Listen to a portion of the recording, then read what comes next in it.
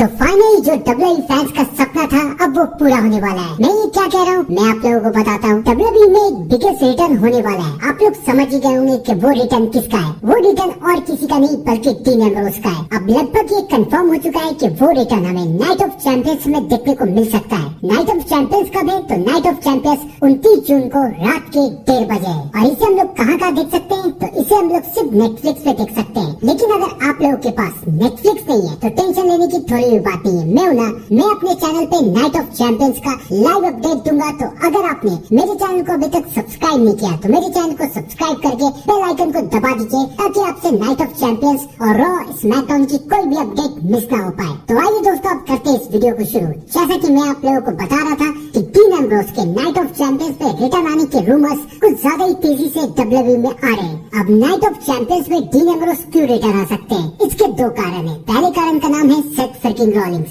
आप लोगों ने बिल्कुल सही सुना, सेथ रॉलिंग्स जिन्होंने रोमन रेंस को धोखा दे दिया और जिन्होंने पॉल हेमन को भी हड़प लिया है। और अब Seth Rawlings mister money in the bank भी बन चुके हैं। सेथ रॉलिंग्स के टीम में दो खतरनाक मेंबर हैं, ब्रॉन्सन रीड और ब्रॉन बेकर। और सेथ रॉलिंग्स का सामना कौन कर रहे हैं? कोई भी नहीं, बिल्कुल सही, कोई भी नहीं, क्योंकि सीएम पंक तो जॉन सीना के साथ इन्वॉल्व है। और सीएम पंक और जॉन सीना के मैच में सेथ रॉलिंग्स अपनी टांग अड़ाने की कोशिश जरूर करेंगे, यानी कि सेथ रॉलिंग्स कैश इन करने की कोशिश जरूर करेंगे। तो उसकी कोशिश को नाकामयाब कौन करेगा? कौन है ऐसा सुपरस्टार जो कि सेथ रॉलिंस की कोशिश को बेकार करेगा, उनके मनी इन द बैंक को इतनी जल्दी इतनी आसानी से कैश इन होने तो नहीं देगा? और कौन? उस सुपरस्टार का नाम है the tribal chief, your tribal chief, the only tribal chief, Roman Reigns. Roman Reigns return आने वाले हैं नाइट ऑफ चैंपियंस में सेथ रॉलिंस को रोकने के लिए। लेकिन रोमन रेंस को भी अपनी टीम की जरूरत है। बिना टीम के रोमन रेंस भी सेथ रॉलिंस को रोक नहीं पाएंगे। और रोमन रेंस की टीम में डीन एम्ब्रोस का रहना बहुत जरूरी है, तभी तो शील्ड का फैक्शन एक बार फिर से बनेगा। और डीन एम्ब्रोस